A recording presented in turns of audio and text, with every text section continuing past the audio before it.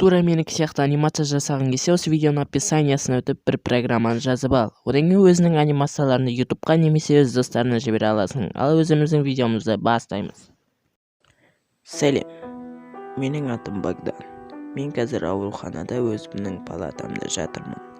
Терезеге қарама-қарсы жерде телефондағы инстаграмды шұқылап отырмын. Менің жасым 14-те. Мен қазір ештеңе ойламауға тырысып жатырмын. Себебі мен бір күннен кейін о дүниеге аттанамын. Иә, бұл қызық естіледі. Өлгелі жатқан адам бұл жайлы айту екі талай. Менің өмірімдегі қиыншылықтар кішкентай кезімнен басталды. Мен 8 жасымда ауырып қалдым. Өзімнің өкпемнің қиыншылықтары басталды. Оған дейін мен сау бала болғам жоқ. Жүрегімде көптеген қиыншылықтар болды. Мен бұның қалай болғанын білмеймін, бірақ мен жаман ауырдым. Менің көп уақыт бойы көргенімнің бәрі ол шексіз аурухана, дәрігерлер, күн сайын ащы дәрі, капельница, уколдар. Менің күнім осылай басталды. Сіз бұның қандай жаман екенін білмейсіз. 1 жыл бұрын мені операцияның кезегіне қойып қойды. Себебі маған жаңа орган керек. Менің көптеген уақыттарым видео ойындарға кетті. Мен компьютердің алдында сағаттап отырдым. Менің ата-анам маған ойындарды басқа балаларға қарағанда көп ойнауға рұқсат берді.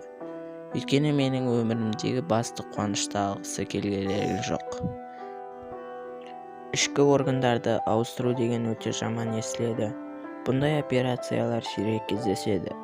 Больницадағы дәрігер менің әкемнің дос екені үшін менің жолым болды. Мен қазір мүлдем мектепке бармаймын. Міне менің де кезегім келді. Ертең маған операция жасайды. Сол кезде мен жаңа өкпе аламын. Мен қуану керекпін, бірақ маған операция жасаған кезде өліп қалуым мүмкін. Мен бұны қазір сабырлы күйде айтып тұрмын. Өйткені өлетінімді баяғыдан білемін. Мен 14-те болғандықтан операцияның құжаттарына қол қою керек болды. Егер мен өкпелерімді ауыстыруға келісімімді бермесем, 1 жыл өмір сүре аламын. Ал егер берсем, мен өліп қалуым мүмкін. Бұл уақытқа дейін мен 1000 жаман ой ойлап келдім. Мен өзімді іштей өлтірген күйде болдым. Алғашқы рет операцияға қарсы болдым. Көзімді жұмып, ештеңе естімеймін, сезбеймін, көрмеймін. Әйтеуір қара түнекке батып кетесің. Біз кішкентай кезімізден білеміз, мәңгі өмір жоқ. Уақыт келгенде бәріміз өлеміз. Бұның бәрін маған 14 жасымда түсіну қиын болды. Мен қауіпті операцияға келісуге қорықтым. Ең соңында мен шаршап, келісемін деген ойға келдім. Мен өзімнің өлімімді жалғыз амалымдай қолдану керекпін. Мен өзімді шынымен де бір күн өмір сүремін деп ойлаймын. Ертең таңертең мені жуындырып, операцияға дайындайды. Мен отбасыммен кешке қоштасқанмын.